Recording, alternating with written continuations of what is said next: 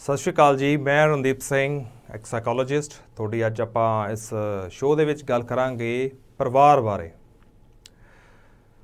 ਅਕਸਰ ਪਰਿਵਾਰਿਕ ਜਿਹੜੇ ਮੈਂਬਰਸ ਨੇ ਨਾ, ਉਹਨਾਂ ਨੂੰ ਕੰਪਲੇਂਟ ਰਹਿੰਦੀ ਹੈ ਸਾਰਿਆਂ ਨੂੰ ਇੱਕ ਦੂਸਰੇ ਕੋਲੋਂ ਵੀ ਮੇਰੇ ਪਾਪਾ ਬਹੁਤ ਗੁੱਸੇ ਵਾਲੇ ਨੇ, ਜਾਂ ਡਰ ਲੱਗਦਾ ਬਹੁਤ, ਜਾਂ ਮੇਰੀ ਮੰਮੀ ਬਹੁਤ ਇੱਦਾਂ ਕਰਦੀ ਹੈ, ਜਾਂ ਫੈਮਿਲੀ ਦੇ ਇੱਕ ਦੂਸਰੇ ਦੇ ਪ੍ਰਤੀ ਕੋਈ ਜ਼ਿਆਦਾ ਪੋਜ਼ਿਟਿਵ ਵਿਹਾਰ ਨਹੀਂ ਹੈਗਾ। ਪਰ ਇੱਕ ਚੀਜ਼ ਹੈ, ਦੇਖੋ ਤੁਸੀਂ, ਜਿਹੜਾ ਪਰਿਵਾਰ ਨਾ, ਫੈਮਿਲੀ ਹੈ, ਇਹ ਇੱਕ ਅਨਮੋਲ ਖਜ਼ਾਨਾ ਹੈ ਪਰਮਾਤਮਾ ਵੱਲੋਂ ਬਖਸ਼ਿਆ। ਤੇ ਜਿਹੜੀ ਅਨਮੋਲ ਹੈ ਜਿਹੜੀ ਚੀਜ਼, ਫਿਰ ਉਹਦੀ ਕੇਅਰ ਵੀ ਬਣਦੀ ਹੈ ਜ਼ਿਆਦਾ। ਤੇ ਅੱਜ ਕੱਲ੍ਹ ਅਸੀਂ ਇੰਨੇ ਜ਼ਿਆਦਾ ਆਪਣੇ ਫੋਕਸਡ ਪੈਸੇ ਦੇ ਉੱਤੇ ਲਾਇਆ ਪਿਆ ਨਾ, ਇਨਕਮ ਦੇ ਉੱਤੇ ਵੀ। ਇਹ ਵਧਣੀ ਚਾਹੀਦੀ ਹੈ ਕਿਸੇ ਵੀ ਤਰੀਕੇ ਦੇ ਨਾਲ, ਚਾਹੇ ਸਾਨੂੰ ਕਿੰਨਾ ਵੀ ਆਪਣਾ ਟਾਈਮ ਲਾਈਫ ਦਾ ਇਹਦੇ ਉੱਤੇ ਲਾਉਣਾ ਪੈ ਜਾਵੇ। ਪਰ ਇੱਕ ਚੀਜ਼ ਜਿਹੜੀ ਸਾਡੇ ਤੋਂ ਖਤਮ ਗਵਾਚਦੀ ਜਾਂਦੀ ਹੈ, ਉਹ ਹੈਗਾ ਸਾਥ ਪਰਿਵਾਰ ਦਾ। ਘਰ ਵਾਲਾ ਜਾਂਦਾ ਹੈ, ਪੈਸੇ ਕਮਾਉਂਦਾ, ਦਿਨ ਰਾਤ ਮਿਹਨਤ ਕਰਦਾ ਹੈ। ਘਰ ਵਾਲੀ ਸਾਰਾ ਦਿਨ ਕਿਚਨ 'ਚ ਕੰਮਾਂ ਦੇ ਵਿੱਚ ਬਿਜ਼ੀ ਰਹਿੰਦੀ ਹੈ, ਜਾਂ ਡਸਟਿੰਗ ਵਗੈਰਾ ਦੇ ਵਿੱਚ ਬਿਜ਼ੀ ਰਹਿੰਦੀ ਹੈ, ਜਾਂ ਹੋਰ ਉਹਦੇ ਕੋਈ ਸੋਸ਼ਲ ਫਰੈਂਡਸ ਨੇ, ਜਾਂ ਜਿਵੇਂ ਕਿੱਟੀ ਪਾਰਟੀਜ਼ ਨੇ, ਉਹਨਾਂ 'ਚ ਬਿਜ਼ੀ ਰਹਿੰਦੀ ਹੈ। ਉਹ ਆਪਣੀ ਲਾਈਫ ਜੀ ਰਹੀ ਹੈ, ਹਸਬੈਂਡ ਆਪਣੀ ਲਾਈਫ ਜੀ ਰਿਹਾ। ਜਿਹੜੇ ਬੱਚੇ ਆ ਉਹ ਆਪਣਾ ਡਿਜੀਟਲਾਈਜ਼ ਹੋਏ ਹੋਏ ਆ, ਮੋਬਾਈਲ ਫੋਨਸ ਦੇ ਵਿੱਚ ਬਿਜ਼ੀ ਨੇ, ਜਾਂ ਫੋਨ ਕਾਲ ਜਾਂ ਗੇਮਸ ਦੇ ਵਿੱਚ ਸਾਰੇ ਜਾਣੇ ਬਿਜ਼ੀ ਨੇ। ਹਰ ਕਿਸੇ ਨੂੰ ਇੱਦਾਂ ਲੱਗ ਰਿਹਾ ਹੈ ਵੀ ਲਾਈਫ ਨੋਰਮਲ ਚੱਲਦੀ ਪਈ ਹੈ, ਵੀ ਵਾਈਫ ਵੱਲੋਂ ਕੋਈ ਕੰਪਲੇਂਟ ਨਹੀਂ, ਹਸਬੈਂਡ ਵੱਲੋਂ ਕੋਈ ਕੰਪਲੇਂਟ ਨਹੀਂ, ਬੱਚਿਆਂ ਵੱਲੋਂ ਕੋਈ ਰੌਲਾ ਨਹੀਂ ਗਾ। ਅਸਲ 'ਚ ਕੀ ਹੋ ਗਿਆ, ਇਹ ਜਿਹੜੇ ਤਿੰਨੇ ਚਾਰੇ ਜਾਣੇ ਨੇ ਨਾ, ਇਹ ਇੱਕ ਸੈਕਟਰ ਦੇ ਵਿੱਚ ਡਿਵਾਈਡ ਹੋ ਗਏ, ਵੰਡੇ ਗਏ। ਉਹਨਾਂ ਨੂੰ ਬੰਨ੍ਹ ਦਿੱਤਾ ਗਿਆ, ਟਰੈਪ 'ਚ ਫਸਾ ਲਏ ਗਏ, ਜਾਲ ਦੇ ਵਿੱਚ, ਵੀ ਤੁਹਾਨੂੰ ਇਕੱਠੇ ਹੋਣ ਦੀ ਲੋੜ ਨਹੀਂ ਹੈਗੀ। ਕਿਉਂਕਿ ਜਿਹੜਾ ਪਰਿਵਾਰ ਹੈ ਨਾ, ਪਰਿਵਾਰ ਦਾ ਮਤਲਬ ਕੀ ਹੈ? ਇਕੱਠੇ ਬਹਿਣਾ, ਵਿਚਾਰ ਗੱਲਾਂ ਬਾਤਾਂ ਕਰਨੀਆਂ, ਹੱਸਣਾ, ਤੇ ਇੱਕ ਦੂਸਰੇ ਦੇ ਇਮੋਸ਼ਨਸ ਨੂੰ ਸਮਝਣਾ ਤੇ ਸਤਿਕਾਰ ਕਰਨਾ। ਇਨਕਲੂਡਿੰਗ ਬੱਚੇ ਵੀ ਇਹਦੇ ਵਿੱਚ ਹੀ ਆਉਂਦੇ ਨੇ। ਤੇ ਇਹਨੂੰ ਕਹਿੰਦੇ ਹੁੰਦੇ ਆ ਸਨੇਹ ਭਾਵਨਾ, ਮੋਹ ਪਿਆਰ। ਇਹ ਚੀਜ਼ਾਂ ਜ਼ਰੂਰੀ ਨੇ। ਹੁਣ ਦੇਖੋ, ਤੁਸੀਂ ਬੜੀ ਮਿਹਨਤ ਕਰਦੇ ਹੋ, ਸਾਰਾ ਦਿਨ ਬਾਹਰ ਰਹਿੰਦੇ ਹੋ, ਸਾਰਾ ਕੁਛ ਕਰਦੇ ਹੋ, ਘਰ ਆ ਕੇ ਤੁਹਾਨੂੰ ਰੋਟੀ ਮਿਲ ਗਈ, ਠੀਕ ਹੈ ਜੀ, 2 ਗੱਲਾਂ ਕਰ ਲਈਆਂ, ਫਿਨਿਸ਼ ਹੋ ਗਿਆ। ਵਾਈਫ ਜਾਂਦੀ ਹੈ ਕਿੱਟੀ ਪਾਰਟੀਜ਼ 'ਤੇ ਹੈ, ਜਾਂ ਉਹ ਆਪਣੇ ਕਿਚਨ ਦੇ ਕੰਮਾਂ 'ਚ ਬਿਜ਼ੀ ਹੈ, ਸਾਰਾ ਕੁਛ ਚੱਲਦਾ ਪਿਆ। ਹੁਣ ਨਾ ਲੋਕੀ ਕੀ ਸੋਚਦੇ ਪਏ ਹੈ, ਲਾਈਫ ਇੱਦਾਂ ਦੀ ਹੋਈ ਹੈ। ਉਹ ਇੱਥੇ ਤੱਕ ਮਾਈਂਡ ਸੈੱਟ ਹੋ ਗਿਆ ਸਾਡਾ ਵੀ ਇਹੀ ਲਾਈਫ ਹੈ, ਵੀ ਇੰਨਾ ਬਿਜ਼ੀ ਰਹਿਣਾ ਨੂੰ ਹੀ ਲਾਈਫ ਮੰਨਦੇ ਆ ਉਹ, ਇੱਕ ਦੂਸਰੇ ਤੋਂ ਦੂਰ ਰਹਿਣੇ ਨੂੰ ਹੀ ਲਾਈਫ ਮੰਨਦੇ ਆ ਉਹ, ਘੱਟ ਗੱਲਬਾਤ, ਕਮਿਊਨੀਕੇਸ਼ਨ ਘੱਟ ਹੋਣੇ ਨੂੰ ਹੀ ਲਾਈਫ ਮੰਨਦੇ ਆ। ਪਰ ਇੱਦਾਂ ਨਹੀਂ ਹੈਗਾ, ਇਹ ਚੇਂਜ ਕਰਿਆ ਜਾ ਸਕਦਾ। ਗੱਲਬਾਤ ਵਧਾਈ ਜਾ ਸਕਦੀ ਹੈ। ਉਹ ਕਿਵੇਂ ਵਧੂਗੀ? ਜਦੋਂ ਅਸੀਂ ਇੱਕ ਦੂਸਰੇ ਬਾਰੇ ਪਿਆਰ ਪੈਦਾ ਕਰਾਂਗੇ। ਪਿਆਰ, ਦੇਖੋ, ਪਿਆਰ ਮੈਂ ਪਹਿਲਾਂ ਵੀ ਕਿਹਾ, ਕਾਮ ਵਾਸ਼ਨਾ ਸ਼ਾਂਤ ਕਰਨਾ ਹੀ ਪਿਆਰ ਨਹੀਂ ਹੁੰਦਾ। ਪਿਆਰ ਹੁੰਦਾ ਜਦੋਂ ਤੁਸੀਂ ਕੇਅਰ ਕਰਦੇ ਹੋ ਇੱਕ ਦੂਸਰੇ ਦੀ। ਤੁਸੀਂ ਲਾਈਫ 'ਚ ਕਿੰਨੇ ਵੀ ਬਿਜ਼ੀ ਹੋ, ਪਰ ਜਦੋਂ ਤੁਸੀਂ ਇਕੱਠੇ ਹੋ ਗਏ ਨਾ, ਘਰ ਆ ਗਏ ਜਾਂ ਕਿਤੇ ਵੀ ਇਕੱਠੇ ਹੁੰਦੇ ਹੋ, ਉਸ ਟਾਈਮ ਤੁਸੀਂ ਇੱਕ ਫੈਮਿਲੀ ਹੋ, ਅਤੇ ਫੈਮਿਲੀ ਨੇ ਫੈਮਿਲੀ ਵਾਂਗ ਹੀ ਰਹਿਣਾ। ਅਕਸਰ ਘਰ ਵਾਲੀਆਂ ਇਹ ਕੰਪਲੇਂਟ ਕਰਦੀਆਂ ਨੇ ਅਕਸਰ, ਵੀ ਸਾਨੂੰ ਖਰਚਾ ਨਹੀਂ ਦਿੰਦਾ, ਗਰੋਸਰੀ ਲਿਆਉਣ ਵਾਸਤੇ ਵੀ ਪੈਸੇ ਨਹੀਂ ਦਿੰਦਾ, ਉਹ ਵੀ ਆਪਣੀ ਮਰਜ਼ੀ ਦੇ ਨਾਲ ਜਿੰਨੀ ਲਿਆਉਣੀ ਆ ਉਨੀ ਲੈ ਕੇ ਆਉਂਦਾ। ਕੋਈ ਸੂਟ ਲੈਣਾ ਜਾਂ ਕੋਈ ਹੋਰ ਖਰਚੇ ਕਰਨੇ ਆ, ਘਰ ਦੇ ਕੋਈ ਛੋਟੇ ਮੋਟੇ ਖਰਚੇ ਨੇ, ਉਹਦੇ ਲਈ ਵੀ ਉਹ ਪੈਸੇ ਨਹੀਂ ਕੱਢਦਾ ਹੈਗਾ, ਵੀ ਬਸ ਠੀਕ ਹੈ, ਵੀ ਅਸੀਂ ਤਾਂ ਸਿਰਫ ਰੋਟੀ ਬਣਾ ਕੇ ਰੋਟੀ ਖਾਣ ਤੱਕ ਸੀਮਿਤ ਰੱਖਿਆ ਹੋਇਆ ਸਾਨੂੰ। ਇਹ ਅਕਸਰ ਇਹ ਘਰ ਵਾਲਿਆਂ 'ਚ ਇਹ ਹੈਗੀ ਹੈ ਪ੍ਰੋਬਲਮ। ਉਹ ਖਰਚਣ ਲਈ ਖੁੱਲ੍ਹਾ ਹੱਥ ਨਹੀਂ ਆਪਣੇ ਫੈਮਿਲੀ ਵੱਲ ਦਿੰਦੇ ਹੈਗੇ। ਬਾਹਰ ਬਹੁਤ ਦਾਨ ਪੁੰਨ ਕਰੀ ਜਾਣਗੇ, ਬਹੁਤ ਵੱਡੇ ਵੱਡੇ ਆਪਣੇ ਆਪ ਨੂੰ ਸ਼ੋਅ ਕਰਨਗੇ ਵੀ ਆਈ ਐਮ ਦ ਬੈਸਟ ਮੈਨ, ਵੀ ਮੈਂ ਬਹੁਤ ਚੰਗਾ, ਵੀ ਮੈਂ ਹਰ ਚੀਜ਼ ਕਰਦਾ। ਪਰ ਦੇਖੋ, ਜਿਵੇਂ ਤੁਹਾਨੂੰ ਪੈਸਾ ਵਧੀਆ ਲੱਗਦਾ ਤੁਹਾਡੇ ਹੱਥ 'ਚ ਹੋਵੇ, ਮੇਬੀ ਤੁਹਾਡੀ ਵਾਈਫ ਨੂੰ ਵੀ ਉਹ ਚੀਜ਼ ਵਧੀਆ ਲੱਗਦੀ ਹੋਵੇ, ਵੀ ਮੇਰੇ ਕੋਲ ਵੀ ਥੋੜ੍ਹੀ ਜਿਹੀ ਕੁਛ ਸੇਵਿੰਗਸ ਹੋਣ। ਮੇਰਾ ਹਸਬੈਂਡ ਮੈਨੂੰ ਪੁੱਛੇ ਵੀ ਤੈਨੂੰ ਕੁਛ ਚਾਹੀਦਾ, ਤੈਨੂੰ ਆਹ ਚੀਜ਼ ਚਾਹੀਦੀ ਹੈ, ਚੱਲ ਮੈਂ ਤੈਨੂੰ ਸ਼ੋਪਿੰਗ ਕਰਾ ਕੇ ਲਿਆ ਕੇ ਦੇਵਾਂ। ਇਹ ਵਧੀਆ ਲੱਗਦਾ ਨਾ ਚੀਜ਼। ਇਹੀ ਫੈਮਿਲੀ ਹੈ। ਅਤੇ ਹੋਰ ਕੀ ਹੈ? ਇਹੀ ਪਿਆਰ ਹੈ। ਕਿਤੇ ਹੌਲੀਡੇ 'ਤੇ ਜਾਣਾ, ਕਦੇ ਕਈ ਦੇਖੋ, ਹੌਲੀਡੇ ਦਾ ਮਤਲਬ ਪਤਾ ਕੀ ਹੁੰਦਾ? ਹੌਲੀਡੇ ਦਾ ਮਤਲਬ ਇਹ ਨਹੀਂ ਹੁੰਦਾ ਵੀ ਇੱਕ ਮੁੰਡੇ ਕੋਲੋਂ ਜਾ ਕੇ ਤੁਸੀਂ ਦੂਜੇ ਮੁੰਡੇ ਕੋਲ ਚਲੇ ਜਾਣਾ। ਇਹ ਹੌਲੀਡੇ ਨਹੀਂ ਕਹਿੰਦੇ ਇਹਨੂੰ। ਹੌਲੀਡੇ ਹੁੰਦਾ ਇੱਕ ਫੈਮਿਲੀ ਹੈ ਤੇ ਉਹ ਫੈਮਿਲੀ ਟੋਟਲੀ ਡਿਸਕਨੈਕਟ ਕਰ ਰਹੀ ਹੈ ਆਪਣੇ ਆਪ ਨੂੰ ਸਾਰੇ ਫਰੈਂਡ ਸਰਕਲ ਤੋਂ, ਨੇਬਰਸ ਤੋਂ, ਸਭ ਤੋਂ, ਤੇ ਇੱਕ ਹੌਲੀਡੇ ਤੇ ਪੀਸਫੁਲ ਏਰੀਆ ਤੇ ਜਾ ਕੇ ਉਹ ਇੰਜੋਏ ਕਰਦੇ ਪਏ, ਨੇਚਰ ਦੇਖਦੇ ਪਏ, ਜਾਂ ਆਪਣੇ ਆਪ ਨੂੰ ਵਧੀਆ ਇੱਕ ਐਸੇ ਐਟਮੋਸਫੀਅਰ 'ਚ ਰੱਖ ਰਹੇ ਆ ਵੀ ਜਿੱਥੇ ਉਹ ਪੂਰੀ ਫੈਮਿਲੀ ਹੈ, ਜਸਟ ਇੱਕ ਬੱਚੇ ਨੇ ਉਹਨਾਂ ਦੇ ਤੇ ਆਪ ਨੇ ਹਸਬੈਂਡ ਵਾਈਫ। ਉਹ ਹੁੰਦਾ ਹੌਲੀਡੇ। ਦੁਨੀਆ ਦੇ ਤੁਸੀਂ ਜਿੰਨੇ ਮਰਜ਼ੀ ਧਰਮ ਕੱਟੜ ਹੋ, ਤੁਸੀਂ ਕੋਈ ਵੀ ਧਰਮ 'ਚ ਤੁਸੀਂ ਪੈਦਾ ਹੋਏ ਹੋ, ਚਾਹੇ ਸਿੱਖ ਹੋ, ਤੁਸੀਂ ਸਵੇਰੇ ਉੱਠ ਕੇ 5 ਬਾਣੀਆਂ ਪੜ੍ਹਦੇ ਹੋ, ਸ਼ਾਮ ਨੂੰ ਬਾਣੀ ਪੜ੍ਹਦੇ ਹੋ, ਅੰਮ੍ਰਿਤ ਛਕਿਆ ਹੋਇਆ, ਤੇ ਬਟ ਤੁਹਾਡੀ ਜਿਹੜੀ ਵਾਈਫ ਹੈ ਉਹਦੇ ਕੁਛ ਇੱਛਾਵਾਂ ਸੀਗੀਆਂ, ਤੁਹਾਡੇ ਤੋਂ ਐਕਸਪੈਕਟ ਕਰਦੀ ਸੀ ਕੁਛ ਚੰਗੀਆਂ ਚੀਜ਼ਾਂ ਦੇ ਲਈ, ਕੋਈ ਲਿਬਰਟੀ ਦੇ ਲਈ ਵੀ, ਹਾਂ ਵੀ ਮੈਨੂੰ ਕੁਛ ਫਾਈਨੈਂਸ਼ੀਅਲੀ ਇੰਡੀਪੈਂਡੈਂਸ ਕਰ, ਵੀ ਕੁਛ ਮੈਨੂੰ ਖਰਚਾ ਦੇ, ਪਰ ਉਹ ਤੁਸੀਂ ਬਿਲਕੁਲ ਘੁੱਟ ਲਿਆ, ਬਿਲਕੁਲ ਐਨ ਵੀ ਮੈਂ ਨਹੀਂ ਦੇਣਾ ਹੈਗਾ, ਹੋਰ ਕੋਈ ਗੱਲ ਕਰ। ਤੇ ਫਿਰ ਉਹ ਰਿਲੀਜੀਅਸ ਤੁਹਾਡਾ ਪਾਥ ਕਿੱਥੇ ਗਿਆ? ਤੁਸੀਂ ਫਿਰ ਵੀ ਤੁਸੀਂ ਧਾਰਮਿਕ ਨਹੀਂ ਹੋਏ, ਕਿਉਂਕਿ ਧਾਰਮਿਕ ਹੋਣਾ ਤੇ ਸੋਚ ਉੱਚੀ ਚੱਕਣੀ ਦੋਨਾਂ 'ਚ ਅੰਤਰ ਹੈ। ਇਕੱਲਾ ਧਾਰਮਿਕ ਹੋਣਾ ਹੀ ਪ੍ਰਾਪਤੀ ਨਹੀਂ ਹੈਗੀ, ਉਪਲਬਧੀ ਨਹੀਂ ਹੈਗੀ। ਪਰਿਵਾਰ ਨੂੰ ਸਹੀ ਤਰੀਕੇ ਨਾਲ ਮੈਨੇਜ ਕਰਨਾ ਹੀ ਸਭ ਤੋਂ ਵੱਡੀ ਉਪਲਬਧੀ ਹੈ, ਇਹ ਸਭ ਤੋਂ ਵੱਡਾ ਧਰਮ ਹੈ। ਇਹ ਸਰਬ ਧਰਮ ਮੈਂ ਸ੍ਰੇਸ਼ਟ ਧਰਮ, ਹਰ ਕੋ ਨਾਮ ਜਪ ਨਿਰਮਲ ਕਰਮ। ਸਭ ਤੋਂ ਵੱਡਾ ਧਰਮ ਗੁਰੂ ਅਰਜਨ ਦੇਵ ਜੀ ਕਹਿੰਦੇ ਆ ਉਹ ਹੈ ਵੀ ਪਰਮਾਤਮਾ ਦਾ ਨਾਮ ਤਾਂ ਲੈਣਾ ਹੀ ਹੈ, ਪਰ ਨਿਰਮਲ ਕੰਮ ਵੀ ਕਰਨੇ ਆ, ਵੀ ਉਹਦੇ ਵਿੱਚ ਤੇਰੀ ਕੱਟੜਵਾਦਤਾ ਨਹੀਂ ਆਉਣੀ ਚਾਹੀਦੀ ਹੈਗੀ, ਤੈਨੂੰ ਦੂਜੇ ਨੂੰ ਸਮਝਣ ਦੀ ਸੋਚ, ਸਮਝਣ ਦੀ ਤੇਰੇ ਅੰਦਰ ਉਪਲਬਧੀ ਹੋਣੀ ਚਾਹੀਦੀ ਹੈ, ਦਿਮਾਗ ਦੇ ਵਿੱਚ ਤੇਰਾ ਇੰਨਾ ਵਧੀਆ ਤੇਰਾ ਸਟੇਟ ਆਫ ਮਾਈਂਡ ਹੋਣਾ ਚਾਹੀਦਾ। ਪਰਿਵਾਰ, ਮੈਂ ਫੇਰ ਕਹਿੰਦਾ, ਪਰਿਵਾਰ ਇੱਕ ਅਨਮੋਲ ਖਜ਼ਾਨਾ ਹੈ, ਇਹਦੀ ਕੇਅਰ ਕਰਨੀ ਬਣਦੀ ਹੈ। ਅਸੀਂ ਕੇਅਰ ਕਰੀਏ, ਉਹਦੇ ਇਮੋਸ਼ਨਸ ਨੂੰ ਸਮਝੀਏ। ਲੜਾਈਆਂ ਕਰ ਕਰਕੇ ਆਪਣਾ ਇਹ ਖਜ਼ਾਨਾ ਬਰਬਾਦ ਨਾ ਕਰ ਦਿਓ। ਬਰਬਾਦ ਮੀਨਸ ਸਮਾਂ ਬਰਬਾਦ ਹੋ ਗਿਆ, ਟਾਈਮ ਖਤਮ ਹੋ ਗਿਆ, ਤੇ ਉਮਰਾਂ ਤਾਂ ਵੱਧਦੀਆਂ ਜਾਣੀਆਂ ਨੇ, ਬੱਚਿਆਂ ਨੇ ਵੱਡੇ ਹੋਏ, ਇਹਨਾਂ ਨੇ ਵੈਸੇ ਹੀ ਆਪਣਾ ਆਪਣਾ ਅਲੱਗ-ਅਲੱਗ ਦੁਨੀਆ ਵਿੱਚ ਵਿਚਰਦਾ ਚਲੇ ਜਾਣਾ ਹੈ। ਪਰ ਔਰਤ, ਜਨਾਨੀ, ਤੁਹਾਡੀ ਘਰ ਵਾਲੀ, ਉਹ ਤਾਂ ਪਹਿਲਾਂ ਵੀ ਤੁਹਾਡੇ ਨਾਲ ਕੱਟ ਰਹੀ ਸੀ, ਅੱਜ ਵੀ ਕੱਟ ਰਹੀ ਹੈ, ਜਾਂ ਘਰ ਵਾਲਾ ਪਹਿਲਾਂ ਵੀ ਕੱਟ ਰਿਹਾ ਸੀ, ਅੱਜ ਵੀ ਕੱਟ ਰਿਹਾ। ਕਿਉਂ? ਤੁਹਾਡੀ ਹੈਬਿਟਸ ਕਰਕੇ। ਪਰਿਵਾਰ ਦੀ ਕੇਅਰ ਕਰੋ, ਉਹਨਾਂ ਦੇ ਲਾਈਕਸ ਡਿਸਲਾਈਕਸ ਬਾਰੇ ਸਮਝੋ, ਕੀ ਚੀਜ਼ਾਂ ਚੰਗੀਆਂ ਲੱਗਦੀਆਂ ਉਹਨਾਂ ਦੀ ਉਹ ਕੁਛ ਕਰੋ, ਕਿਉਂਕਿ ਜੀਣਾ ਤੁਸੀਂ ਪਰਿਵਾਰ ਦੇ ਲਈ ਹੈ, ਮਿਹਨਤ ਵੀ ਪਰਿਵਾਰ ਲਈ ਕਰ ਰਹੇ ਹੋ, ਪੈਸਾ ਵੀ ਉਹਨਾਂ ਦੇ ਲਈ ਹੀ ਕਮਾ ਰਹੇ ਹੋ। ਤੇ ਫਿਰ ਜੇ ਉਹਨਾਂ ਦੇ ਖਰਚ ਲੂੰਗੇ, ਕਿਉਂਕਿ ਇਹ ਪਰਿਵਾਰ ਦੇ ਲਈ ਇੱਕ ਛੋਟਾ ਜਿਹਾ ਟੌਪਿਕ ਚੱਕਿਆ ਮੈਂ ਪੈਸੇ ਵਾਲਾ, ਹੋਰ ਬਹੁਤ ਚੀਜ਼ਾਂ ਨੇ ਜਿਹੜੀਆਂ ਇੰਕਲੂਡ ਕਰ ਸਕਦੇ ਆ, ਪਰ ਪੈਸਾ ਮੇਨ ਹੈ ਇਹਦੇ ਵਿੱਚ, ਕਿਉਂਕਿ ਪੈਸੇ ਨਾਲ ਚੀਜ਼ਾਂ, ਅਸੀਂ ਜਦੋਂ ਚੀਜ਼ਾਂ ਲੈਂਦੇ ਆ ਨਾ, ਕੁਝ ਖੁਸ਼ ਹੋ ਜਾਂਦੇ ਆ, ਜਦੋਂ ਖੁਸ਼ੀ ਆਉਂਦੀ ਹੈ ਕਿੰਨਾ ਵਧੀਆ ਲੱਗਦਾ। ਬੱਚਿਆਂ ਨੂੰ ਟੋਏ ਦਿੰਦੇ ਆਪਾਂ ਲਿਆ ਕੇ, ਕਿੰਨਾ ਵਧੀਆ ਲੱਗਦਾ, ਹਾਂ ਬੱਚੇ ਖੁਸ਼ ਹੋ ਗਏ, ਪਾਪਾ ਮੇਰੇ ਲਈ ਆਹ ਲੈ ਕੇ ਆਏ ਆ। ਵਾਈਫ ਨੂੰ ਕਹਿੰਦੇ ਚੱਲ ਤੈਨੂੰ ਸ਼ਾਪਿੰਗ ਕਰਾ ਕੇ ਲਿਆਵਾਂ, ਤੂੰ ਕਹਿੰਦੀ ਸੀ ਨਾ ਮੈਂ ਉਹ ਚੀਜ਼ ਲੈਣੀ ਹੈ, ਚੱਲ ਤੈਨੂੰ ਮੈਂ ਦਵਾ ਕੇ ਲਿਆਵਾਂ। ਤੇ ਹੋਰ ਕੀ ਚਾਹੀਦਾ ਲਾਈਫ 'ਚ? ਹੋਰ ਚਾਹੀਦਾ ਕੀ ਹੈ ਆਪਾਂ ਨੂੰ? ਖੁਸ਼ੀਆਂ ਹੀ ਚਾਹੀਦੀਆਂ ਨੇ। ਲਾਈਫ ਨੂੰ ਸਮੂਥ ਹੀ ਕਰਨਾ ਆਪਾਂ, ਤੇ ਲੈ ਕੇ ਤਾਂ ਆਪਾਂ ਕੁਛ ਵੀ ਨਹੀਂ ਜਾਣਾ, ਨਾ ਵੱਡੇ ਮਹਿਲ ਮਨਾਰੇ, ਨਾ ਪੈਸਾ ਲੱਠਾ, ਕੁਛ ਵੀ ਨਹੀਂ ਜਾਣਾ। ਇੱਥੇ ਹੀ ਪਿਆ ਸੀ, ਇੱਥੇ ਹੀ ਰਹਿ ਜਾਣਾ। ਜਾਣਾ ਕੀ ਹੈ?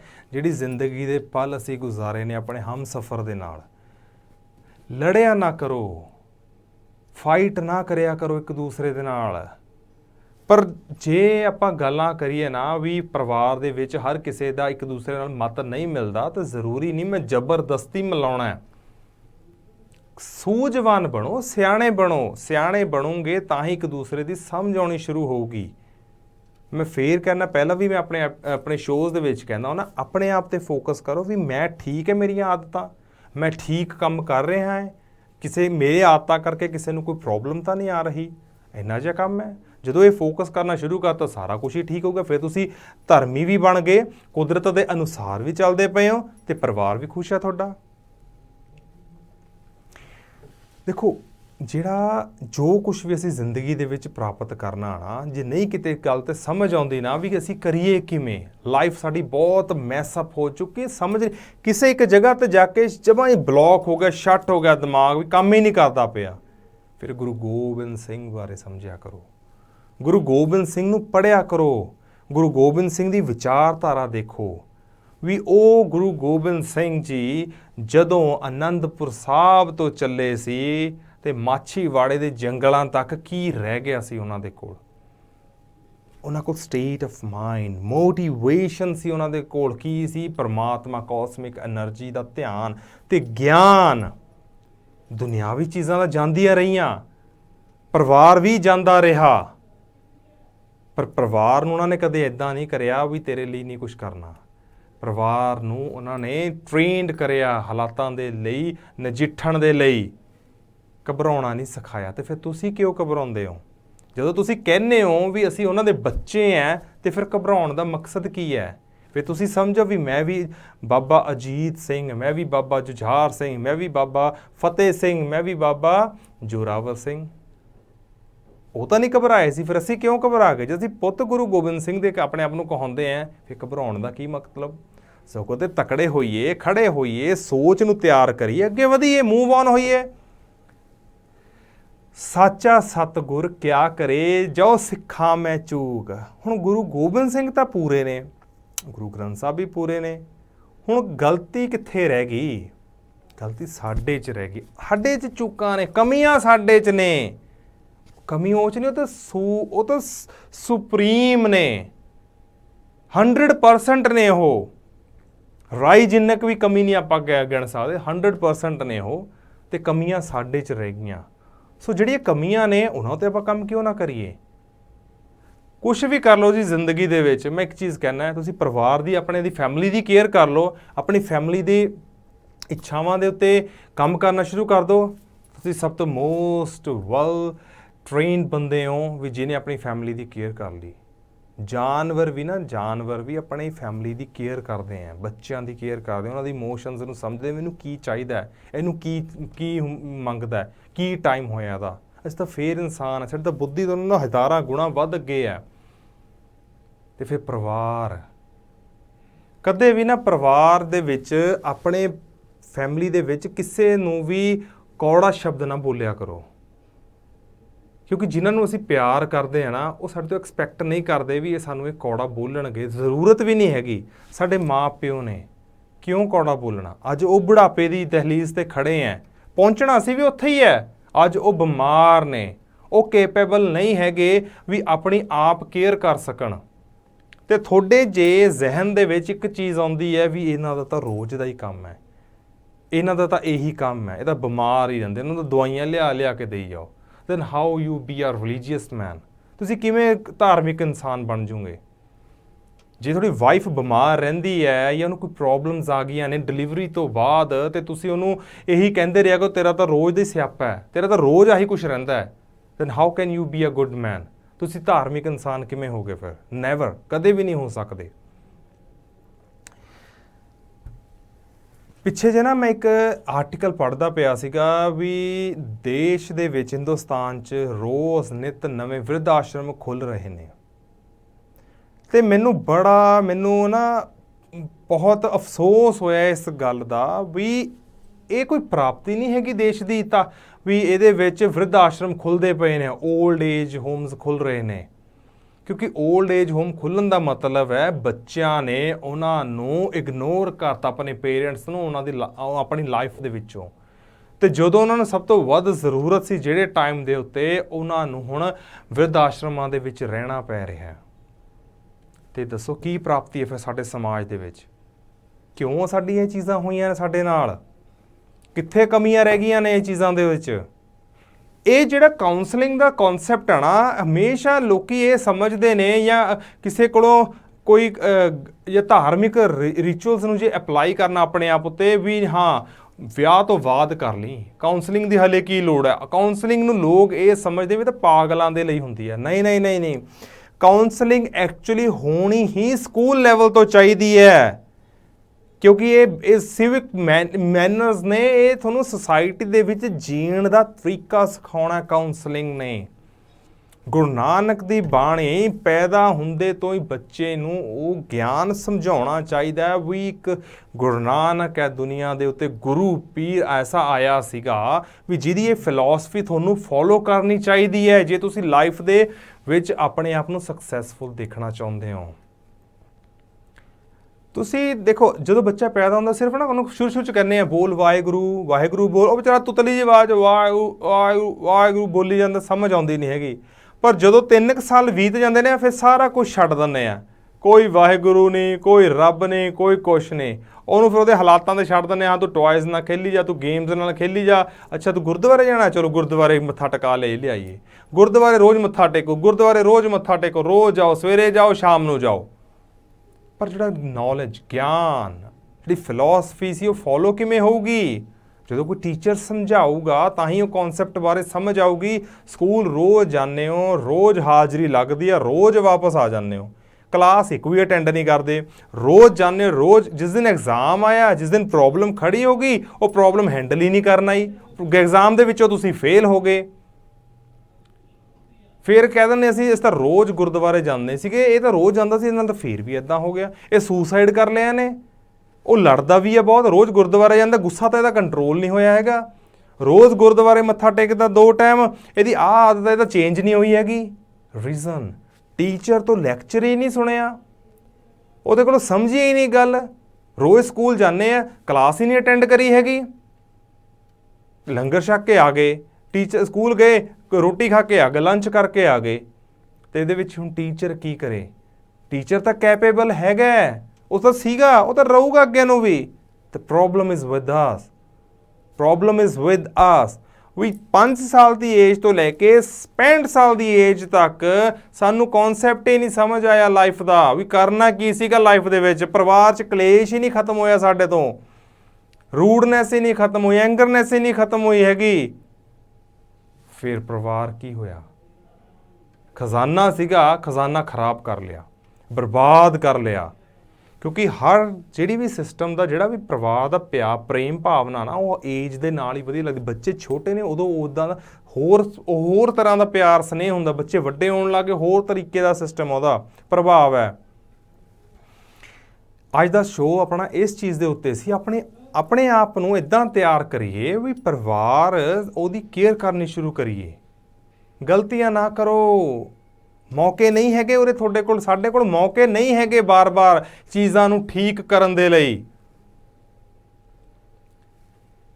ਇੱਕ ਦਿਨ ਗਲਤੀ ਹੋ ਗਈ, ਦੂਜੇ ਦਿਨ ਵੀ ਹੋ ਗਈ ਗਲਤੀ, ਫੇਰ ਕੀ ਹੋ ਗਿਆ? ਆਦਤ ਬਣ ਗਈ। ਆਦਤਾਂ ਕਿਉਂ ਅਸੀਂ ਇੱਦਾਂ ਦੀਆਂ ਬਣਾਈਏ ਵੀ ਜਿਹੜੀਆਂ ਸਾਨੂੰ ਪ੍ਰੋਬਲਮ ਦੇ ਵਿੱਚ ਲੈ ਕੇ ਜਾਣ, ਜਾਂ ਸਾਡੀ ਫੈਮਿਲੀ ਉਸ ਆਦਤ ਤੋਂ ਦੁਖੀ ਹੋ ਜਾਵੇ? ਕਿਉਂ ਇੱਦਾਂ ਦੀਆਂ ਅਸੀਂ ਆਦਤਾਂ ਬਣਾ ਲਈਏ ਆਪਣੀਆਂ? ਪਰਿਵਾਰ ਕਿੰਨਾ ਔਖਾ ਕੰਮ ਹੈ, ਖੁਸ਼ ਰਹਿਣਾ ਆਪਣੇ ਬੱਚਿਆਂ ਦੇ ਨਾਲ, ਆਪਣੇ ਪੇਰੈਂਟਸ ਦੇ ਨਾਲ। ਛੋਟਾ ਜਿਹਾ 6 ਮੈਂਬਰਾਂ ਦੀ ਫੈਮਿਲੀ ਹੈ, ਉਹ 6 ਮੈਂਬਰਾਂ ਦੀ ਫੈਮਿਲੀ 60 ਸਾਲ ਇੱਕ ਦੂਸਰੇ ਨੂੰ ਨੀਚਾ ਦਿਖਾਉਣ ਦੇ ਵਿੱਚ ਲੱਗੀ ਪਈ ਹੈ। ਤੂੰ ਇੱਦਾਂ, ਤੂੰ ਇੱਦਾਂ, ਤੂੰ ਇੱਦਾਂ। ਐਂਡ ਐਟ ਦੀ ਐਂਡ ਇੱਕ ਮਰਨਾ ਸ਼ੁਰੂ ਹੋ ਜਾਂਦਾ, ਉਹਦੇ ਵਿੱਚ ਦੁਨੀਆ ਤੋਂ ਜਾਣਾ ਸ਼ੁਰੂ ਹੋ ਜਾਂਦਾ। ਫਿਰ ਕੀ ਰਹਿ ਗਿਆ? ਕੀ ਫਿਰ ਪ੍ਰਾਪਤ ਹੋਇਆ? ਸੋਚੋ ਚੀਜ਼ਾਂ ਦੇ ਬਾਰੇ। ਜਿਹੜੀ ਏਜ ਜਿੱਥੇ ਹੋ ਉੱਥੇ ਹੀ ਆਪਣੇ ਆਪ ਨੂੰ ਚੇਂਜ ਕਰੋ। ਫੈਮਿਲੀ ਜੇ ਪਹਿਲਾਂ ਕਲੇਸ਼ ਸੀਗਾ, ਖਤਮ ਕਰਕੇ ਅੱਜ ਤੋਂ ਨਿਊ ਡੇ ਸ਼ੁਰੂ ਕਰੋ, ਨਵਾਂ ਦਿਨ ਸ਼ੁਰੂ ਕਰੋ ਆਪਣਾ ਅੱਜ ਦਾ। ਨਹੀਂ ਯਾਰ, ਆਪਣੀ ਇੱਕ ਲੜਾਈ ਖਤਮ, ਆਪਾਂ ਨਹੀਂ ਕਦੇ ਬਹਿਸ ਕਰਨੀ। ਜਿੰਨੀ ਜ਼ਿੰਦਗੀ ਰਹਿ ਗਈ ਉਹ ਤਾਂ ਇਕੱਠੀ ਚੰਗੀ ਵਧੀਆ ਬਤੀਤ ਕਰ ਲਈਏ। ਕਿਉਂ ਆਪਾਂ ਇਹ ਚੀਜ਼ਾਂ ਦੇ ਵਿੱਚ ਪਏ ਹੋਏ ਹਾਂ? ਦੇਖੋ, ਮੈਂ ਇੱਕ ਲਾਈਫ ਕੋਚ ਹਾਂ। ਹਾਂ, ਬਹੁਤ ਤਰ੍ਹਾਂ ਦੇ ਪੇਸ਼ੈਂਟਸ ਆਉਂਦੇ ਨੇ, ਕੋਈ ਕਿਸੇ ਦੀ ਕੋਈ ਪ੍ਰੋਬਲਮ ਹੈ, ਕਿਸੇ ਦੀ ਕੋਈ ਪ੍ਰੋਬਲਮ ਹੈ। ਰੂਟ ਕਾਜ਼ ਇਹ ਹੈ ਵੀ ਨਾ ਉਹ ਇਹਨੂੰ ਸਮਝਣਾ ਚਾਹੁੰਦਾ, ਨਾ ਇਹ ਉਹਨੂੰ ਸਮਝਣਾ ਚਾਹੁੰਦੇ। ਦੋਨੋਂ ਕਹਿੰਦੇ ਅਸੀਂ ਸਹੀ ਹਾਂ। ਫਿਰ ਉਹਦੇ ਨਾਲ ਕੀ ਹੋਊਗਾ? ਲਾਈਫ ਤਾਂ ਨਹੀਂ ਆਪਾਂ ਇੱਦਾਂ ਚੱਲਣ ਦੇਣੀ ਹੈਗੀ। ਮੈਂ ਤਾਂ ਨਹੀਂ ਚੱਲਣ ਦੇਣੀ ਤੁਹਾਡੀ, ਮੈਂ ਤਾਂ ਤੁਹਾਨੂੰ ਚੇਂਜ ਕਰਨਾ ਹੀ ਕਰਨਾ ਹੈ। ਜਦੋਂ ਮੈਂ ਪ੍ਰੋਫੈਸ਼ਨ ਦੇ ਵਿੱਚ ਆਇਆ ਸੀ, ਇੱਕ ਚੀਜ਼ ਸੋਚ ਕੇ ਆਇਆ ਸੀ, ਵਾਹਿਗੁਰੂ ਕਿਰਪਾ ਕਰੀ ਜਿੰਨੇ ਵੀ ਆਉਣ ਮੇਰੇ ਕੋਲ ਚੱਲ ਕੇ, ਉਹ ਤੇਰੀ ਕਿਰਪਾ ਦੇ ਨਾਲ ਉਹਨਾਂ ਦਾ ਥਾਟ ਪ੍ਰੋਸੈਸ ਚੇਂਜ ਹੋ ਜਾਵੇ, ਉਹ ਪੋਜ਼ਿਟਿਵ ਹੋ ਜਾਣ। ਜੋ ਵੀ ਸੁਣੇ, ਤੇਰੀ ਕਿਰਪਾ ਦੇ ਨਾਲ ਉਹਨਾਂ ਦੇ ਜੀਵਨ 'ਚ ਬਦਲਾਵ ਆ ਜਾਵੇ। ਇਹ ਮੇਰੀ ਜ਼ਿੰਦਗੀ ਦਾ ਮਕਸਦ ਹੈ। ਸ਼ੁਰੂਆਤ ਕਰੀ ਹੈ, ਮੈਂ ਚੱਲਦਾ ਜਾ ਰਿਹਾ। ਜਿੰਨੇ ਆਉਣਗੇ ਆਪਾਂ ਖੁਸ਼ੀਆਂ ਵੰਡਦੇ ਜਾਣਾ ਹੈ। ਖੁਸ਼ੀਆਂ ਬੀਜ ਜਵਾਨਾ, ਹਾਸੇ ਉੱਗਣਗੇ। ਹੱਸਦੇ ਖੇੜੇ ਚਿਹਰੇ ਕਿੰਨੇ ਸੋਹਣੇ ਲੱਗਦੇ ਨੇ। ਮਾਯੂਸ ਚਿਹਰਿਆਂ ਦੇ ਵਿੱਚ ਦੇਖੋ ਕਿੰਨੀ ਉਦਾਸੀ ਛੁਪੀ ਹੋਈ ਹੈ।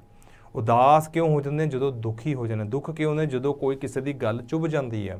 ਤੇ ਆਪਾਂ ਚੁੱਭਦੀਆਂ ਗੱਲਾਂ ਕਰੀਏ ਕਿਉਂ? ਬਾਕੀ ਫ੍ਰਿਕਸ਼ਨਸ ਕਈ ਐਸੇ ਲੈਵਲ 'ਤੇ ਵੀ ਚਲੇ ਜਾਂਦੀਆਂ ਨੇ ਵੀ ਉੱਥੇ ਫਿਜ਼ੀਕਲੀ ਵੀ ਹੋ ਜਾਂਦੀਆਂ ਲੜਾਈਆਂ, ਮਾਰਕੁੱਟ ਹੋ ਜਾਂਦੀ ਹੈ। ਫਿਰ ਮੈਂ ਉੱਥੇ ਕਹਿਣਾ ਹੈ ਵੀ ਜੇ ਹੱਲ ਨਹੀਂ ਕੋਈ ਨਿਕਲਦਾ ਤੇ ਮੂਵ ਔਨ ਹੋਣਾ ਬੈਟਰ ਹੈ। ਲੜਾਈ ਕੁੱਟਮਾਰ ਨਾਲੋਂ ਮੂਵ ਔਨ ਹੋਣਾ ਬੈਟਰ ਹੈ। ਇੱਕ ਵਾਈਜ਼ ਡਿਸੀਜਨ ਲਈਏ ਵੀ ਨਹੀਂ, ਮੈਂ ਬਹੁਤ ਟਾਈਮ ਦਿੱਤਾ, I give so much time to this relationship, but still now I have to move on. ਤੇ ਉਹ ਵੀ ਰਾਈਟ ਡਿਸੀਜਨ ਹੈ। ਮੈਂ ਉਹਦੇ ਵਿੱਚ ਤੁਹਾਨੂੰ ਥੋੜ੍ਹਾ ਜਿਹਾ ਹਾਮੀ ਭਰਦਾ ਵੀ ਠੀਕ ਹੈ, ਗਲਤ ਨਹੀਂ ਹੈਗੇ, ਕਿਉਂਕਿ ਜ਼ਿੰਦਗੀ ਬਹੁਤ ਛੋਟੀ ਹੈ। ਇਹ ਸਾਨੂੰ ਜ਼ਿੰਦਗੀ ਮਿਲੀ ਸੀ ਅਸਲ 'ਚ ਖੁਸ਼ ਰਹਿਣ ਲਈ, ਚੰਗੇ ਕਰਮਾਂ ਦੇ ਲਈ, ਦੁਖੀ ਹੋਣ ਲਈ ਨਹੀਂ ਮਿਲੀ ਸੀ। ਬਾਕੀ ਮੈਂ ਤੁਹਾਨੂੰ ਪਹਿਲਾਂ ਵੀ ਕਿਹਾ, ਕਿਸੇ ਵੀ ਜਗ੍ਹਾ 'ਤੇ ਲਾਈਫ ਦੇ ਵਿੱਚ ਐਸੇ ਪੁਆਇੰਟ ਦੇ ਉੱਤੇ ਤੁਸੀਂ ਆ ਕੇ ਸਟਕ ਹੋ ਜਾਓ, ਤੁਹਾਨੂੰ ਡਿਸੀਜਨ ਨਾ ਲੈਣਾ ਸਮਝ ਆਵੇ ਕੀ ਕਰਾਂ, ਗੁਰੂ ਗੋਬਿੰਦ ਸਿੰਘ ਨੂੰ ਯਾਦ ਕਰੋ, ਉਹਨਾਂ ਬਾਰੇ ਸਮਝੋ, ਪੜ੍ਹੋ, ਅੱਗੇ ਮੂਵ ਔਨ ਹੋ ਜਾਓ। ਜ਼ਿੰਦਗੀ ਅਨਮੋਲ ਹੈ, ਜ਼ਿੰਦਗੀ ਬੇਹਿਸਾਬ ਕੀਮਤੀ ਹੈ। ਕਿਸੇ ਵੀ ਤਰੀਕੇ ਦੇ ਨਾਲ ਆਪਣੀ ਲਾਈਫ ਨੂੰ ਸਪੋਇਲ ਕਰਨ ਬਾਰੇ ਨਾ ਸੋਚੋ, ਸੁਸਾਈਡ ਕਰਨ ਬਾਰੇ ਨਾ ਸੋਚੋ। ਇਹ ਬਹੁਤ ਕੀਮਤੀ ਹੈ। ਮੈਂ ਬਾਰ-ਬਾਰ ਇਹ ਕਹਿੰਦਾ ਕਿਉਂਕਿ ਕੀਮਤੀ ਹੈ ਇਹ, ਤੁਸੀਂ ਨਹੀਂ ਸਮਝ ਸਕਦੇ। ਸਮਝੋ, ਕਿਉਂਕਿ ਲਾਈਫ 'ਚ ਐਸੇ ਕੇਸ ਮੈਂ ਹੱਲ ਹੁੰਦੇ ਦੇਖੇ ਨੇ ਗੁਰੂ ਦੀ ਕਿਰਪਾ ਨਾਲ, ਅਤੇ ਮੈਂ ਤਾਂ ਹੀ ਕਹਿੰਦਾ ਹਰ ਚੀਜ਼ ਦਾ ਸਲਿਊਸ਼ਨ ਹੈਗਾ। ਤੁਹਾਡੀ ਸਿਰਫ ਇੱਕ ਸਟੈਪ ਫਾਰਵਰਡ ਆਉਣ ਦੀ ਲੋੜ ਹੈ। ਤੁਸੀਂ ਸਿਰਫ ਚੱਕ ਕੇ ਫੋਨ ਕਰਨਾ, ਸਲਿਊਸ਼ਨ ਤੁਹਾਡਾ ਹੈਗਾ। ਉਹ ਵਾਹਿਗੁਰੂ ਕਰੂਗਾ ਸਲਿਊਸ਼ਨ। ਮੈਂ ਤਾਂ ਸਿਰਫ ਇੱਕ ਡਿਊਟੀ 'ਤੇ ਲੱਗਿਆ ਹੋਇਆ ਹੈ, ਤੁਹਾਨੂੰ ਕਾਊਂਸਲ ਕਰਨਾ ਹੈ, ਤੁਹਾਡੀ ਹੈਲਪ ਕਰਨੀ ਹੈ, ਤੁਸੀਂ ਇਸ ਚੀਜ਼ 'ਚੋਂ ਬਾਹਰ ਆਉਣਾ ਹੈ। ਬਾਕੀ ਸਮਰੱਥ ਤਾਂ ਪਰਮਾਤਮਾ ਹੈ। ਮੇਰੇ ਵਰਗੇ ਤਾਂ ਕਰੋੜਾਂ ਅਰਬਾਂ ਬਣਾ ਕੇ ਖਪਾ ਦਿੱਤੇ ਉਹਨੇ, ਅਤੇ ਮੈਂ ਕੋਈ ਬਹੁਤ ਵੱਡੀ ਸ਼ੈ ਨਹੀਂ ਹੈਗੀ। ਬਹੁਤ ਸਿਆਣੇ ਤੋਂ ਸਿਆਣੇ ਦੁਨੀਆ 'ਤੇ ਲੋਕ ਬੈਠੇ ਨੇ, ਪਰ ਹਰ ਕਿਸੇ ਦੀ ਪਰਮਾਤਮਾ ਨੇ ਡਿਊਟੀਆਂ ਲਾਈਆਂ ਹੋਈਆਂ ਨੇ। ਸੋ ਇੱਕ ਮੇਰੀ ਡਿਊਟੀ ਹੈ, ਮੈਂ ਤੁਹਾਨੂੰ ਰਿਕੁਐਸਟ ਕਰਦਾ, ਕਦੇ ਵੀ ਲਾਈਫ ਦੇ ਵਿੱਚ ਕਿਸੇ ਨੂੰ ਰੂਡ ਨਾ ਬੋਲੋ, ਪਰਿਵਾਰ ਦੀ ਕੇਅਰ ਕਰੋ, ਮਾਤਾ ਪਿਤਾ ਦੀ ਇੱਜ਼ਤ ਕਰੋ, ਕਿਉਂਕਿ ਜਿਹੜੀ ਏਜ ਦੇ ਤੁਸੀਂ ਅੱਜ ਹੈਗੇ ਹੋ ਨਾ, 30-35 ਸਾਲ ਦੀ ਏਜ, ਇਹ ਏਜ ਕਦੇ ਤੁਹਾਡੇ ਪੇਰੈਂਟਸ ਦੀ ਵੀ ਸੀਗੀ। ਉਹ ਵੀ ਜਵਾਨੀਆਂ ਬਥੇਰੀਆਂ ਠਾਠਾਂ ਮਾਰਦੇ ਰਹੇ ਨੇ, ਬਥੇਰਾ ਜੋਸ਼ ਤੇ ਜ਼ੋਰ ਹੁੰਦਾ ਸੀਗਾ, ਉਹਨਾਂ ਦੇ ਹੌਸਲੇ ਬਹੁਤ ਬੁਲੰਦ ਹੁੰਦੇ ਸੀ। ਪਰ ਜਦੋਂ ਬੁਢਾਪੇ ਵਾਲੀ ਏਜ ਦੇ ਵਿੱਚ ਆਏ ਨਾ, ਹਰ ਕਿਸੇ ਦੇ ਜੋਸ਼ ਠੰਡੇ ਪੈਣੇ ਸ਼ੁਰੂ ਹੋ ਜਾਣੇ, ਕਿਉਂਕਿ ਨੇਚਰ ਹੀ ਇੱਦਾਂ ਦੀ ਹੈ। ਸੂਰਜ ਜਦੋਂ ਉੱਗਦਾ ਠੰਡਾ ਹੁੰਦਾ, ਜਦੋਂ ਅਸੀਂ ਪੈਦਾ ਹੁੰਦੇ ਹਾਂ ਕੋਮਲ ਹੁੰਦੇ ਹਾਂ, ਫਿਰ ਜੋਬਨ 'ਤੇ ਜਾਂਦਾ ਸੂਰਜ, ਅੱਗ ਤੇਜ਼ ਤਪਦੀ, ਉਹਦੀ ਰੋਸ਼ਨੀ ਝੱਲਣੀ ਔਖੀ ਹੈ। ਇੱਦਾਂ ਹੀ ਜਵਾਨੀ ਦਾ ਜੋਸ਼ ਹੁੰਦਾ ਹੈ, ਹਰ ਗਲਤੀਆਂ ਅਸੀਂ ਜੋਸ਼ ਦੇ ਵਿੱਚ ਕਰ ਦਿੰਦੇ ਹਾਂ, ਫਿਰ ਮੱਧਮ ਪੈਣਾ ਸ਼ੁਰੂ ਹੋ ਜਾਂਦਾ ਉਹਦਾ ਜੋਸ਼। ਐਦੀ ਬੁਢਾਪੇ 'ਚ ਆਏ ਨੇ, ਇੱਕ ਦਿਨ ਸੂਰਜ ਡੁੱਬ ਜਾਂਦਾ ਹੈ, ਇੱਕ ਦਿਨ ਸਾਡੇ ਸਾਹਾਂ ਦੀ ਡੋਰ ਖਤਮ ਹੋ ਜਾਣੀ ਹੈ। ਫਿਰ ਉਹ ਤੋਂ ਬਾਅਦ ਕੀ ਹੋਊਗਾ? ਕਿਹੜਾ ਪਰਿਵਾਰ, ਕੌਣ ਹੈ, ਕਿੱਥੇ ਗਿਆ? ਇੱਥੇ ਫਿਰ ਚਾਹੇ ਕਰਮ ਫਿਲੋਸਫੀ ਅਪਲਾਈ ਕਰਕੇ ਦੇਖ ਲਿਓ ਵੀ ਮੈਂ ਆਪਣੇ ਪੇਰੈਂਟਸ ਦੀ ਕਿੰਨੀ ਕੁ ਕੇਅਰ ਕਰ ਲਈ ਹੈ, ਮੈਂ ਆਪਣੀ ਵਾਈਫ ਦੀ ਕਿੰਨੀ ਰਿਸਪੈਕਟ ਕਰ ਲਈ ਹੈ, ਮੈਂ ਆਪਣੇ ਬੱਚਿਆਂ ਨੂੰ ਕਿੰਨਾ ਪਿਆਰ ਅਤੇ ਕਿੰਨਾ ਟਾਈਮ ਦੇ ਦਿੱਤਾ ਹੈ। ਉਦਣ ਬੈਠ ਕੇ ਤੁਸੀਂ ਇਹ ਕਰਿਓ, ਨਾਪ ਤੋਲ ਕਰਿਓ ਬੈਠ ਕੇ, ਜਿੱਦਣ ਸੂਰਜ ਡੁੱਬੂਗਾ। ਮੈਂ ਅੱਜ ਜੋ ਏਜ 'ਤੇ ਹੈਗਾ, ਮੈਂ ਵੀ ਬੁਢਾਪੇ 'ਚ ਜਾਣਾ ਹੈ, ਅਤੇ ਬੁਢਾਪੇ 'ਚ ਜਾ ਕੇ ਬਿਮਾਰੀਆਂ ਵੀ ਲੱਗਦੀਆਂ ਨੇ, ਇਹ ਸਰੀਰ ਕਮਜ਼ੋਰ ਹੋ ਜਾਂਦਾ। ਇੰਨਾ ਜੋਸ਼ ਥੋੜ੍ਹੀ ਜਿਹੜਾ ਮੇਰੇ ਕੋਲ ਅੱਜ ਮੈਂ ਭੱਜਿਆ ਫਿਰੀ ਜਾਂਦਾ, ਕਦੇ ਮੈਂ ਇੰਗਲੈਂਡ ਜਾਂਦਾ, ਕਦੇ ਰਸ਼ੀਆ ਜਾਂਦਾ, ਕਦੇ ਫਰਾਂਸ ਜਾਂਦਾ, ਕਦੇ ਮੈਂ ਕਿਤੇ ਜਾਂਦਾ, ਥਰੂ ਆਊਟ ਇੰਡੀਆ ਮੈਂ ਟਰੈਵਲ ਕਰਦਾ ਕਾਊਂਸਲਿੰਗ ਲਈ। ਹੁਣ ਮੈਂ ਜੇ ਸੋਚਾਂ ਵੀ ਮੈਂ 60 ਸਾਲ ਦੀ ਉਮਰ 'ਚ ਵੀ ਮੈਂ ਇੰਨਾ ਨੱਠ ਦੌੜ ਕਰ ਲਵਾਂ, ਉਹ ਹੋ ਜਾਊਗਾ? ਪੋਸੀਬਲ ਨਹੀਂ ਹੈਗਾ। ਸੋ ਇਹ ਸੋਚ ਕੇ ਚੱਲੋ ਵੀ ਅੱਜ ਤੋਂ 30 ਸਾਲ ਬਾਅਦ ਮੈਂ ਇਹ ਚੀਜ਼ਾਂ ਨਹੀਂ ਕਰ ਪਾਵਾਂਗਾ, ਸੋ ਬੈਟਰ ਹੈ ਵੀ ਮੈਂ ਅੱਜ ਹੀ ਆਪਣੇ ਥੋਟ ਪ੍ਰੋਸੈਸ ਨੂੰ ਚੇਂਜ ਕਰਾਂ, ਆਪਣੇ ਸਬਕੌਂਸ਼ੀਅਸ ਮਾਈਂਡ ਦੀ ਕਲੀਨਿੰਗ ਅੱਜ ਤੋਂ ਹੀ ਕਰਾਂ, ਕਿਉਂਕਿ ਅੱਜ ਹੀ ਰੱਬ ਹੈ, ਅੱਜ 'ਚ ਹੀ ਸਾਰਾ ਕੁਝ ਹੈ। ਪਾਸਟ ਹੈ ਨਾ, ਲੋਕੀ ਜ਼ਿੰਦਗੀ ਦੁਨੀਆ 'ਚ ਪਾਸਟ 'ਚ ਜੀਣਾ ਬਹੁਤ ਪਸੰਦ ਕਰਦੇ ਨੇ। ਹੁਣ ਮੈਨੂੰ ਇੱਕ ਚੀਜ਼ ਦੱਸੋ, ਤੁਸੀਂ ਗੱਡੀ ਚਲਾ ਰਹੇ ਹੋ, ਤੁਸੀਂ ਪਿਛਲੇ ਸ਼ੀਸ਼ੇ ਦੇ ਵਿੱਚ ਦੇਖੀ ਜਾਓ, ਅੱਗੇ ਵੱਧ ਜਾਓਗੇ। ਦੁਨੀਆ ਪਾਸਟ ਨੂੰ ਲੈ ਕੇ ਅੱਗੇ ਵਧਣ ਦੀ ਕੋਸ਼ਿਸ਼ ਕਰਦੀ, ਉਹ ਪੋਸੀਬਲ ਹੀ ਨਹੀਂ ਹੈਗਾ, ਇੰਪੋਸੀਬਲ ਆ। ਉਹ ਪਾਸਟ ਨੂੰ ਲੈ ਕੇ ਸਿਰਫ ਤੁਹਾਡੀ ਉਮਰ ਅੱਗੇ ਵਧ ਰਹੀ ਹੈ, ਤੁਸੀਂ ਨਹੀਂ ਮੂਵ ਔਨ ਹੋਏ ਹੈਗੇ, ਤੁਸੀਂ ਉੱਥੇ ਹੀ ਖੜੇ ਹੋ ਅੱਜ ਵੀ ਪਾਸਟ ਦੇ ਵਿੱਚ। ਤੁਹਾਡੀ ਉਮਰ ਵੱਧਦੀ ਪਈ ਹੈ, ਗੱਡੀ ਦਾ ਸਿਰਫ ਤੇਲ ਫੁੱਕਦਾ ਪਿਆ, ਤੁਸੀਂ ਅੱਗੇ ਨਹੀਂ ਮੂਵ ਔਨ ਹੋ ਰਹੇ, ਕਿਉਂਕਿ ਤੁਸੀਂ ਦੇਖ ਹੀ ਪਿੱਛੇ ਰਹੇ ਹੋ ਸ਼ੀਸ਼ੇ ਦੇ ਵਿੱਚੋਂ। ਗੱਡੀ ਸਟਾਰਟ ਹੈ, ਤੇਲ ਖਤਮ ਹੋ ਜੂ, ਇੱਕ ਦਿਨ ਲਾਈਫ ਖਤਮ ਹੋ ਜੂਗੀ, ਫਿਰ ਉਹ ਤੋਂ ਬਾਅਦ ਕੀ ਕਰੋਗੇ? ਅੱਗੇ ਬਹੁਤ ਕੁਝ ਪਿਆ ਸੀ, ਰੱਬ ਨੇ ਬੜਾ ਖਜ਼ਾਨੇ ਰੱਖੇ ਸੀਗੇ, ਅੱਗੇ ਬੜੀਆਂ ਚੀਜ਼ਾਂ ਰੱਖੀਆਂ ਸੀ ਵੀ ਤੂੰ ਚੇਂਜ ਕਰ, ਫਿਰ ਆ ਲੈ, ਉੱਥੇ ਤਾਂ ਗਏ ਹੀ ਨਹੀਂ ਹੈਗੇ। ਪਿਛਲੀਆਂ ਚੀਜ਼ਾਂ ਬੀਤੀਆਂ ਦੇ ਉੱਤੇ ਹੀ ਅਸੀਂ ਸਟਿਕ ਕਰ ਗਏ, ਆਪਣੇ ਆਪ ਨੂੰ ਖੜਾ ਲਿਆ, ਸਟੇ ਕਰ ਗਏ ਅਸੀਂ। Family matters. Your family matters. Everyone's family matters. ਫਿਰ ਕਹਿਣਾ ਹੈ ਫੈਮਿਲੀ ਇੱਕ ਅਨਮੋਲ ਖਜ਼ਾਨਾ ਹੈ, ਇਹਦੀ ਕੇਅਰ ਕਰਨੀ ਸਾਨੂੰ ਬਣਦੀ ਹੈ। ਪਿਆਰ ਕਰੋ, ਸਤਿਕਾਰ ਨਾਲ ਰਹੋ, ਇੱਕ ਦੂਸਰੇ ਦੀ ਰਿਸਪੈਕਟ ਕਰੋ। ਫਿਰ ਇਹ ਤੋਂ ਬਾਅਦ ਹੋਰ ਪ੍ਰਾਪਤੀ ਕੀ ਚਾਹੁੰਦੇ ਹੋ ਤੁਸੀਂ? ਇਹੀ ਪ੍ਰਾਪਤੀ ਹੈ। ਸਤਿ ਸ਼੍ਰੀ ਅਕਾਲ ਜੀ। ਵਾਹਿਗੁਰੂ ਜੀ ਕਾ ਖਾਲਸਾ, ਵਾਹਿਗੁਰੂ ਜੀ ਕੀ ਫਤਿਹ। Thank you.